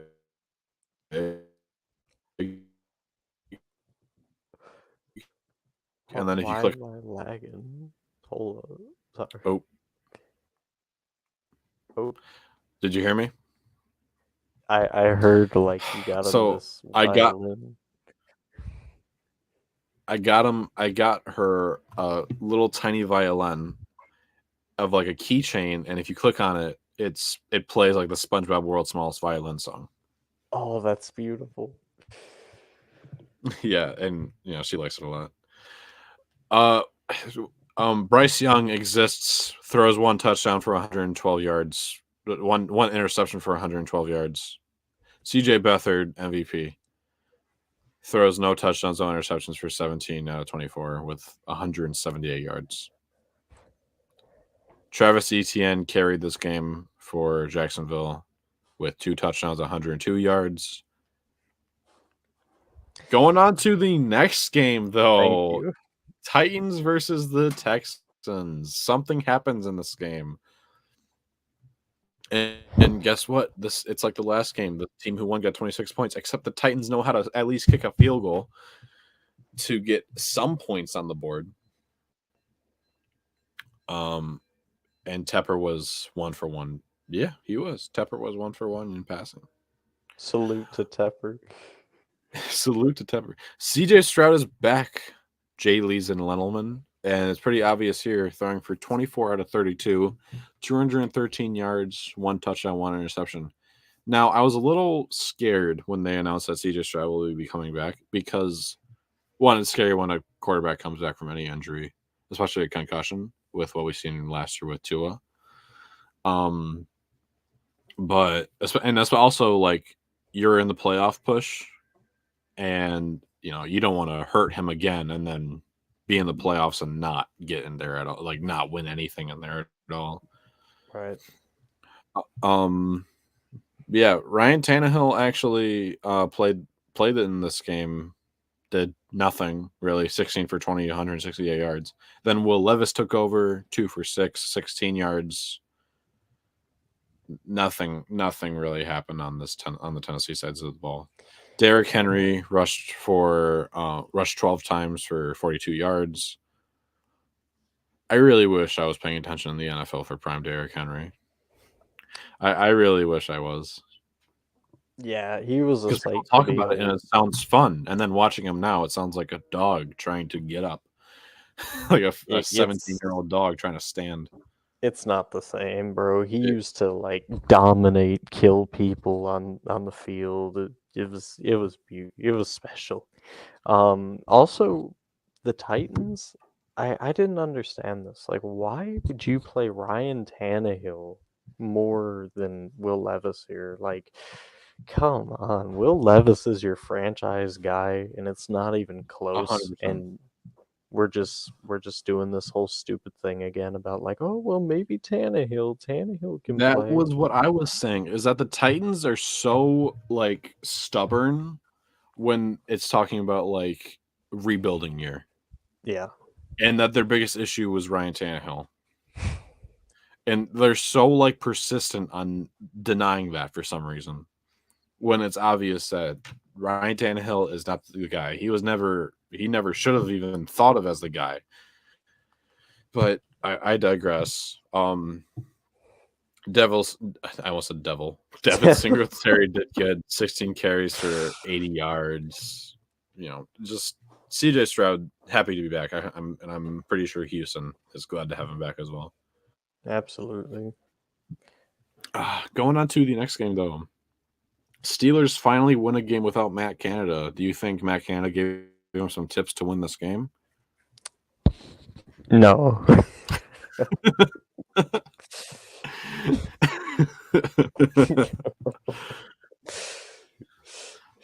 Why not, man? You don't think that that's a possibility? No. That maybe they're missing Matt Canada? Just stop talking. You're killing us. You just no. We're dead. We're 10 feet under. It's over. But on a serious note, give credit to Mason Rudolph. He had the game of his life. I mean, in the pro level, it was so nice to see. Mhm. And then Geno Smith. This was really kind of a glorified quarterback duel, to say the least. And Najee Yeah. Harris finally getting utilized as the prominent back we saw at Alabama. Like everything's finally looking decent again. Yeah, I'm really glad to see Najee Harris back to like a level where he's actually getting fed the ball more than just like, you got 7 yards out of three attempts. We're good with you for the day. And it's like, wait, wait a minute. Can I try even more? No. Nah, we cut you off. Yeah, we cut you off the chain. You can go home now. No cap. No cap. Lol. Mason Rudolph also rushing for 5 yards as well, if you didn't see that. I did. Prominent rusher in this game is Mason Rudolph, if you can't tell. Najee Harris, who cares about that? Mason Rudolph, 5 yards. Amazing. Christmas was 2 weeks ago. Get out of here, Rudolph. Is the Kenneth Walker the third season over with? 10 carries, 53 yards, 1 touchdown. I'm not saying this is like career over or anything like that, but are we done seeing him for like the rest of the year? I'd imagine so. Because he just continues to be really aggressively like mid. You know what I mean? I do. Yeah. I mean, the thing about Kenneth Walker, like, he either is completely explosive or he's completely drawn back. There really isn't, like, a medium for him. Yeah, I agree with that. DK Metcalf continues to be a monster. 5 receptions, 106 yards. Is it him or the lack of blocking? I could see that. So the thing with blocking, why it's so hard to tell whether it's like, because there's two types of blocking. Obviously, there's like when pass blocking and run blocking, and when you have pass blocking, like Geno Smith got sacked one time for 9 yards, so you don't see that as an O line being a big issue. It's harder to see an O line being weak when it comes to running the ball. Fair. Like everyone and their grandma can tell when an O line is bad when the quarterback gets sacked like 8 times in a game. You know what I mean? Yeah, But I mean, with the rushing O line, with like a rushing O line stat, it's harder to tell. no, and that's a good question though, because I also will That's a raise legitimate you on. concern. It is, but I will raise you one, Niner. What if it's the play calling that's become too predictable and they sell out on the run? I mean, to me, that could be another reason for that. That could also be a reason. Yeah, reason for concerns of the Seahawks team. I see, That's our new and segment. and yeah, reason of concern. Um, I could see Bo Nix going there to Seattle. Dude, you have like a crush on Bo Nix, and it's like No, because it's I see Bo getting Nix as a weird. legitimate thing for Seattle to pick up. You've brought him up like 5 times for 5 And I different will do teams. 5 times more. Chargers could draft Bo Nix right now. Going on to the next game. Chargers versus Broncos. You see, I kind of wanted them to lose. I kind of wanted the Broncos to lose just so it's like, hey, you should have started Russell Wilson. See, it wasn't his fault. And then they win, and it's like, oh well. I guess you can, I guess you can bench Russ. But who you ask started instead of Russell Wilson? Jared Stidham Bo Nix. getting yep. Yeah, Bo Nix started for the Denver Broncos. 20 for 32, 224 yards, 1 touchdown. Got sacked 2 times for 12 yards. And really, it was just him carrying this team to this win because not much production in the rushing game. Just a lot of see. And who's the leading receiver? You ask is Jerry Jeudy, Javonte Williams. No, Lil Jordan Humphrey. This guy has a rapper name. Lil Jordan Humphrey was the leading receiver in this game. Getting 2 receptions, 69 yards, nice, for 1 touchdown. I just find that funny. I think his name is funny. I agree. Yeah. And then this Chargers team just continues to be mid with Easton Stick. Easton Stick didn't do bad. Just no touchdowns on the board. 24 out of 38, 220 yards. Just pretty mid game from the Chargers, losing to the Broncos. Well, I think once they hire a head coach for next year, it'll be Right. so much better. Well, and think about this. I mean, realistically, right? You're the Chargers. What do you have to gain if you win? Nothing. Currently, you sit at number 6 with pick wise. I mean, that's what you have, and depending on where you want to go, I mean, it only is going to get better, obviously, if you lose. And you got some really good, like, positional needs here that you could fill. Like, say you want to go cornerback, if you get that early pick, you might be able to get, Kool-Aid McKinstry from Alabama, maybe Nate Wiggins from Clemson. Definitely somebody in that secondary to help out because it's been torn to shit this year. And obviously it's a coaching thing because Staley was, don't get me started. But, if they invest in a corner top tier or a safety, to pair with Derwin James, like this team could come back and be scary or maybe get like a top D lineman. Yeah, I agree with you because not only do you have a head coaching problem, they have to find Jim Harbaugh. You He's also going have to the some Raiders. No, That's what they've been You- saying. I disagree, but no, come on, go to the Chargers, Jimmy. But yeah, I agree with you 100%. You basically took the words right out of my mouth. Pretty mid game Going is on- what I got for Christmas. Going to the next game though, Bengals versus Chiefs. I really, if Joe Burrow played this game, we would have had Burrowhead back, and nope, can't have that happen. Can't have good things nice happen. things. No, I'm kind of happy Joe Burrow got injured. Not like I'm not in a mean way. It's just they're out of the playoff race, and I'm happy because they're my rivals. And in that sort of way, I hope you understand. Smoking that Bengals pack? Oh, 1,000%. I'm skinning a Bengal alive right now.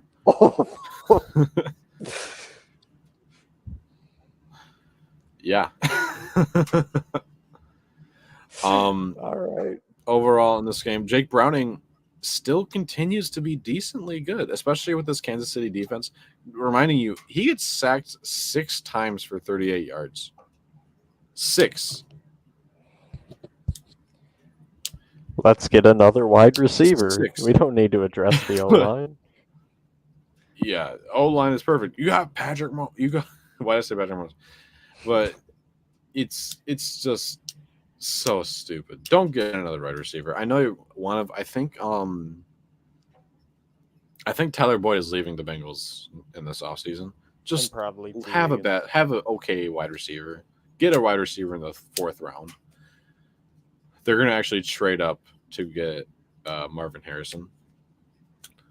Yeah, or Malik Neighbors or Rome from Washington. Yeah.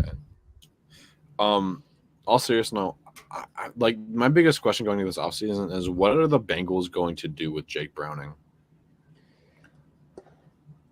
I think you sell him well. He's, the getting's good. In other words, I mean, he had enough to where some team might look at that and go, "Hey, he could start here." I'd be like, "Hey, trade me a 3rd or 2nd round pick. We can make it happen." Yeah, if the Falcons are finding trouble getting a trade for a high enough pick to get a franchise quarterback, give them Browning or Bone X. I'll say it again, Cole, to spite you. Patrick, the Kansas City crybaby, throwing for 21 out of 29, 245 yards, 1 touchdown. Isaiah Pacheco, man. Yeah. Pacheco, 18 carries, 134, almost 134 yards, 130 yards. Wow. He doesn't need any help. No. Patrick does not need any help. And I get that Isaiah Pacheco runs like a toddler trying on new shoes. But I don't know if you've seen him run like really well. He does. Rashee Rice getting 127 yards out of 5 receptions. I don't see Kadarius Toney on this list. So I wonder why. The defense held out the Cincinnati Bengals. The Bengals actually lost playoff contention because of this loss. Thank you, Casey. Thank you, Casey. Only you could have done that for the Browns. Yeah. Joe Flacco, he had other plans. He's elite. I'm telling you, dude, he's elite. Pretty mid. Yeah, pretty midday for the Bengals. Kansas City got the win. Going to the last game of Week 17, though, Vikings versus Packers. Packers. Not surprising for me. I thought, I knew right away the Packers would honestly destroy the Vikings, and that's exactly what they did. Jordan Love throwing 24 out of 33, 256 yards, and 3 touchdowns. 3 touchdowns. Aaron Jones. Got to see Sean Clifford. We did get to see Sean Clifford. He made an appearance with 1 completion out of 1 attempt for 37 yards. Then we got to see Aaron Jones be a monster, 20 carries, 120 yards. Still not upset that I did not trade that I gave him away. I mean, Um, better than Chuba. not fantasy wise. At least Chuba plays. Bo Melton, 6 receptions, 105 yards, 1 touchdown, and then Jaden Reed getting 6 receptions, 89 yards, and 2 touchdowns. And then Justin Jefferson, dude, he missed so much of the season that I don't know what to think of Justin anymore. Getting 5 receptions, 59 yards. I don't blame him for having such a low stat count this season because he really hasn't had a quarterback to like throw to him. But Yeah, it's just a sad day for the Vikings. The thing is that you budged out so much of this where you're not in the playoffs for one, and then you're gonna get a not like high draft pick, yeah, number 12 currently. number 12. So what can you do with number 12? I get this. You know, go to Bo Nix. You could go to Oh my you could go to Bo Nix and goodness. get him.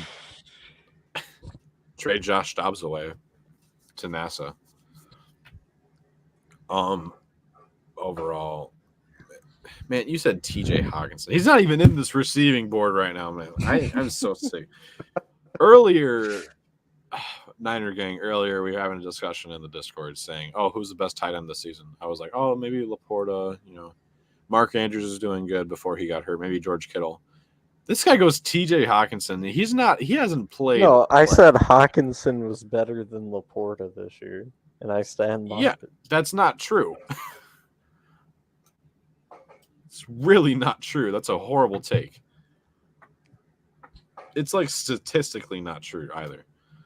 But yeah, that'll be it for week 17. We're so close to ending the season. We're gonna go into playoff pretty soon. I know, crazy. Now we are going to go into our fantasy segment, our good, bad, and mez. As you all know, me and Cole are going to pick 3 players, 1 good, 1 bad, and then 1 meh. Cole, why don't you start us off with this one? So before I start off, I do want to address what Niners said. Iowa tight ends, yes, Iowa is tight end you. It's not close. So I'm an LSU fan. I'm assuming you're new here, so I just wanted to state my affiliation. LSU and Raiders. Obviously, as you can see, Jacob, he's Michigan, so very exciting time for him. And but yeah, Iowa's tight end you. It's not even a discussion. All right, but as for my good, bad, and mez for this week, I'm gonna start out with my good, and I feel like I say this far too often, but Joe Mixon, like he was the only bright star on my fantasy this week. He had 16.70 points this week. I played the bye week because I got eliminated from playoffs. Did you lose? No, I won. I beat You the won. bye week. So Man, he want to had know against the bye week. so he had 65 rushing yards, 1 receiving TD, and 22 receiving yards, and he's just one hell of a player, man. You watch him go, and there he is. He's everywhere with that team, and especially with Browning, he had to carry a big load for sure. Now, as for my bad, Big normally load. I'd go to meh, but I'm going to bad because I'm a rebel, and why not? Kyle Pitts, he had 1 reception for 5 yards. Okay, so Blame I Arthur don't. Smith. Yeah. So I don't get it. I can never win. I have Taysom Hill and Kyle Pitts. I had Taysom Hill go in the last 2 weeks, and he only had like .30 both weeks. And Kyle Pitts had like 13 or 10. So I'm like, okay, I'll make the switch this week. Pitts freaking gets 1. Taysom Hill over here got how much did he get? Hold on, slipping my mind. He had 1054 this week. So let me give you a little piece of advice, America. If you're a fantasy player and you see me start Taysom Hill, start Kyle Pitts. Like Pitts for that's MVP. how this thing works. Yeah, Pitts for MVP. If they would utilize him correctly, that might be a real thing. No, I'm, tight ends are never going to get an MVP, unfortunately. that's true. All right, and then my meh that I'm gonna end it off with. You weren't horrible. You weren't great, and that, my friends, is the New England Patriots defense. They put up 9 points, and they had one return touchdown, one interception, and one sack, but they gave up 27 points to that Buffalo team.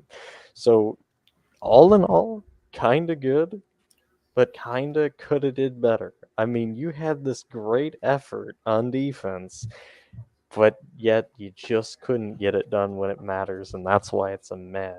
But a pretty good meh, like 9 points for a mediocre. I'd take that. 100%. Going to my good, bad, and mez. I'm gonna go from bad to good. Oh, Bad, what a mad, and then rebel! good. I know I'm so bad, dude. Spank me. Call him Ole Miss because he's a Going, rebel. going from bad. I'm going to start OBJ. I want to start with OBJ. I think 380. He got Oof. one target and then one reception for 33 yards. I get it. Zay Flowers just overtook that game, but another receiver took that game. But that's going to be my good. You might already know who that is. He got 3.80 points though, and then he was projected to go 7.77 points. So,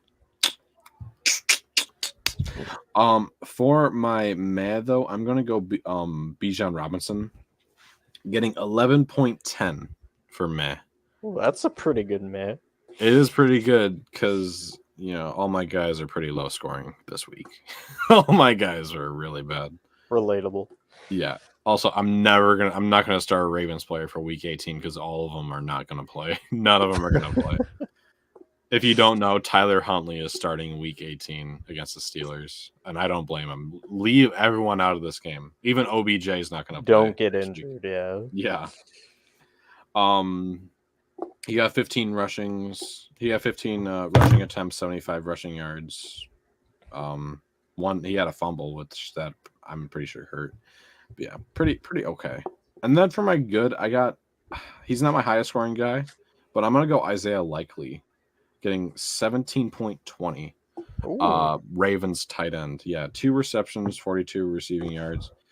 And why is that? Well, he also got a touchdown and he got 3 targets out of his 2. So yeah, that's my good, bad, and mez. Pretty simple. Didn't get much high scoring for me this weekend. And then we're going to go into our last segment of the day, our playoff hot takes. What this is we're going to basically we came up with about 2, maybe 3 hot takes that we're going to have for the playoffs this season, and me and Cole are actually going to rate each other's hot takes based on how hot they are. Are they freaking ice cold? It's just you don't even have the flame on that pot, dude. Or are they steaming? Are they Bro boiling? didn't Are they turn on the lava, stove. volcanic hot? Who do you want to start off, Cole? Well, I'll start off with my first, and then we'll just alternate. I'll go then you. So, my first Sounds good. is the Dolphins are going to be eliminated in the wild card. Ooh. I'm gonna give that lukewarm. Really? Yeah, and in the wild. Oh wait. Wild card's the first. Actually, man. I'll say this. It's about to boil. All right. It's you know when you're boiling water, you're about to make some boiled eggs or something, and then you see the bubbles on the bottom. That's where it is.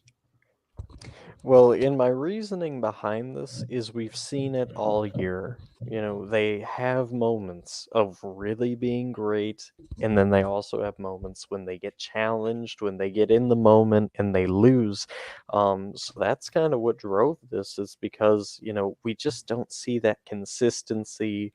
We don't see them step up when it counts, and honestly, I don't believe we're gonna see a Dolphins team come out there and change much.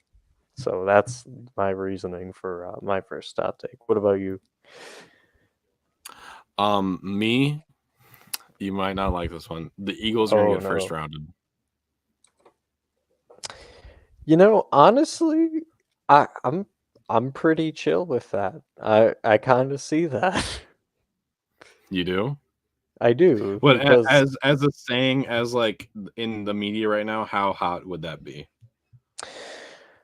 I'm gonna say that's like you just started the fire. Like to me, that's Man, is not that really. cold? Yeah, to me, that's just 11-5 team getting first rounded? yeah. I mean, look, they have not played a good game in a while. Okay. Not to mention that defense. Yeah. All right. Yeah, that's my reasoning for why is that they have not been good at all. Defense is looking atrocious because of the play callings on the defense. But yeah, that's where my reasoning comes from. I have like 3. Yeah, I got three as well, so this is perfect. All You right, go so you ahead. ready for my next? Yep. All right. The Jaguars are going to make it to the conference championship. Okay. I give that boiling. Ooh, okay. It is boiling because they're not even in the playoffs yet. They're still in the hunt. They are first in the AFC South, but that's like a nothing division. That's true. My reasoning for this is look, I know there's a lot of question marks. There's a lot of people out there who are skeptical about this team. But when they're on, they're a tough team to stop. They're like a runaway train when they get rolling. And right now, like I know, their wins per se haven't been the most impressive. Like obviously beating the Panthers doesn't really qualify for like, hey, but Dude, they should be number 1 seed because of that. if you can get wins in a good manner, like that, and you can get hot at the right time, I think that's one of the most scariest teams. And not to mention, nobody else is really touching them right now. They're all kind of being distracted by the Ravens, being distracted by, the why are they slipping my mind? The Chiefs. I've heard a few people mention them, and it's like, watch out for this Jacksonville team. They can swoop in and they can make a mark. Okay. All right. My second hot take is that the Lions will make it to the divisional. Do we call this a hot take? Like this to me is very cold. This, What? The Lions making the divisional? yeah, Like dude, that? the Like if they division. win that game, that they will go to the Super Bowl? Oh no, no, that would be the conference championship game. Oh well, then they're making the conference. How about that? All right, my Oh, bad, my bad. They're making the okay. conference. I thought you. Oh, dude, I was gonna say Guys, that's like I the. have a really good playoff. I have a really good playoff hot take. The Ravens are going to get the number 1 seed. No, that's like They'll make inferno. the they'll make the yeah. But The to go Lions would back make to your that. Lions making the conference, then I would say that's like boiling because it's like they're good enough to where it's possible, but they're not proven yet, and that's why it's like it's not completely on fire, but it's not nothing. Okay, I see it. The reason why I see that happening is because they're ballsy. True. They're very ballsy. And imagine Lions 49ers, they're in the conference and then the Lions upset the 49ers. I know Niners gang, Oh you might not want to no. hear that. You might not want to hear that, but we could get a He Ravens just Lions Super Bowl on our unsubbed. hands right here. No. No. No. Put that Darth Vader. I like to play. I like to play the Lions. It could happen. I could see that happening. But yeah, that's where I'm coming from. So Cole, is this your last hot take? Yes, sir, it is. All right. So as for my last hot take, and this one is kind of shocking a little bit, I would say. I have the Bills winning the Super Bowl. What? Yes. Hear me They're not out. even in Hear me out. yet. I know. Hold on. Let me explain. All right. The Bills, I said this when Joe Brady was announced as their OC. That guy flat out knows how to coach. He was responsible for the LSU 2019 elite season. The talent plus his schemes. I'm telling you, he is going to have this team ready. If they make it to the playoffs, and I firmly believe they're going to, they're going to go on a run. If Josh Allen cannot get in his team's way, this team, they're winning it. They're taking the whole thing. I could see that happening, but man, with how the Bills have been playing and how their playoff like records have been holding up, and who they face Miami next week. Wouldn't it be crazy if they missed the playoffs? That's what I'm banking on. I'm gonna come back to the show, and Niner's gonna laugh at me, and anybody else who hears this video, I welcome it. By the way, but Buffalo would riot. Agreed. Buffalo would probably burn the whole city down. They just full on Vancouver. Buffalo would riot. Man, so I would give that again. I would give it like I gave the first one, that you saw you saw the bubbles at the bottom of the pot. Really? Yeah, because they're a Okay. really good team. That's why they're a really good team, and the fans really like them. So that's why, in my opinion, is that they like them. Is that they're a really good team. But if you said someone like, "Oh, I think the Packers are going to the Super Bowl," yeah, that would be volcanic. Yeah. I think the Okay. Lions, or not Lions, Niners would probably meet them in the Super Bowl because they're just a team on a wrecking crew right now. But what was your take? I'm about to say something like really cool. I'm gonna be like, I think Ezekiel Elliott will come back and play center for the Cowboys. Let's go. Lukewarm at best. No. It's pretty mid. Man, it's hard for me to say. I have the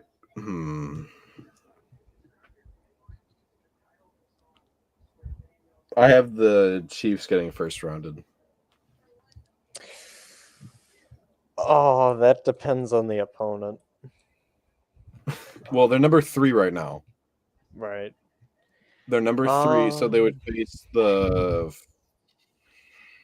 5th, 6th, I thought. Or wait, hold on. No, because 2 faces 6. 7. Yeah, 2 plays 7. 3 and 6, and then 4 and 5. So 3 and 6, and the Browns are number 5, and the Bills are number 6 right now. But if they win, they could possibly go up to number 5. It's confusing with this stuff. So the likely opponents for the Chiefs are either the Browns or Bills. So I would say, oh man, because now this is tough. So from a general perspective, I'd probably say you would get like a light boil, kind of like you would see maybe almost kind of just before the bubbles come up or right in the bubbles, because that's kind of what I'm seeing. Like even from like the work, because you got to think like the wide receiving play for the Chiefs has been so awful that I could see that happening. So yeah, Yeah. I'd kind of go with that. All right. And I do have another one that Oh, go for it. Well, this is not really a hot take, but the 49ers and Ravens are gonna face each other, and that the Ravens it'll look the exact same as Christmas Day. Okay, so I'm Even going a little probably even heat though. you're on a little heat for that one. Okay. Yeah, little heat. Sorry, Because you Niner said gang. it's the exact same. No, not the exact same, but it'd be even worse for the Niners. Oh. Because think about it. The Niners have a history. I know I'm sorry for kind of bashing the 49ers right now. Niners have a history with getting pretty bad injuries in the playoffs. True. Like what we've seen last year too, when freaking George Kittle had, or who had to play quarterback for them? Wasn't it George Kittle or was that Christian McCaffrey? Well, I know they tried. Oh, who was it? It No, was it was one of their skill players that was playing quarterback. Niner, do I you do remember who that. was playing quarterback last Was it year when Brock Debo? Purdy got out? No, it It wasn't wasn't Debo. Debo. It was either Kittle or McCaffrey that played There was quarterback when somebody. Purdy I went do out. remember that. Yeah, so if that would happen again, Oh, it was Jimmy G. No, it wasn't Jimmy G. There was a guy who played there was like a tight end or someone who played quarterback. Whatever. You know where I'm talking about. You know what I'm talking about. Is that they can get let's say it's in the divisional, right? It's in the divisional. Whoever wins goes to the Super Bowl. And there's at the end of the game, 49ers obviously win that game. And then but at the end of the game there was an injury, like a significant injury, like there's, McCaffrey out or Purdy is out or anybody is out. Like anybody on that team is out. That team will lose, in my opinion. Like that, like a team, like a Niner team with no McCaffrey or Purdy, it doesn't stand a chance against the Ravens team unless Andy Dalton, which I didn't even remember he was on that team, can like put on a 20-star masterclass in the Super Bowl. So yeah, that's my opinion. Okay, I like that. Yeah, but no, Niner is right because, yeah, okay, that makes sense now. Because Purdy was still even in the Eagles game. He just couldn't throw. But then he got injured. I know, but when he couldn't throw, he was still back in and like handing the ball off and stuff. I'm looking this up. And Brock. Yeah, you definitely. Yeah, all the QBs got injured. I remember that. Yeah, all their quarterbacks got injured. Yeah, but we get the bottom line. Yeah. All right. Anyway, any other hot takes in your opinions? Niner, you got any? Yeah, Niner, do you have any? Any playoff hot takes? I was gonna say I put mine out there. I can't think of anything else at the moment. I cannot wait till we start getting into drafting though. Like that's gonna be peak. That's going to be after the playoffs. I think so our plans for the playoff season, I think we're going to have our episodes a bit shorter because obviously we'll have less games to talk about. No way. No. What? No. Okay, hold on. Let me explain. Niner, I'm not saying like that's like burning down the house type hot, but literally before we started the show, Pizza made a joke about the Browns Lions Super Bowl, and I was like, get out of here. I cannot believe you just said that. That would be, dude, Vegas would be hot on fire. Because aren't those the two teams that haven't won a Super Bowl yet? Or did Browns win a Super Bowl? I thought, yeah, because Vikings, Bills, I don't think the Browns ever did, and then did the Lions? I don't recall. No, the Lions have never won a Super Bowl. Thanks for rubbing it in my face. You're I haven't welcome. even been to the Super Bowl.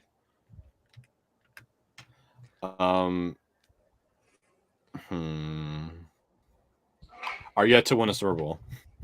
So one of them will win the Super Bowl if that happens. Yeah, the Browns and Lions are like the same because they won all their championships before the Super Bowl era. Yeah. Okay. That would be pretty sick. I'm putting that on the house is on fire boiling. Yeah. I'll say that. Everything dies. Oh my goodness. But that will be it for us at the JCP End Zone Perspective podcast. You can find all of our links to social media down in the description to our link tree. I will update it for a refresh Discord thing, so hopefully Niner, you can join us on that. But that will be it for us at JCP End Zone Perspective podcast. I hope you enjoyed, especially you, Niner. Thank you for sticking around. But that'll be it. This is God Jay bless y'all. from JCP, and we're out.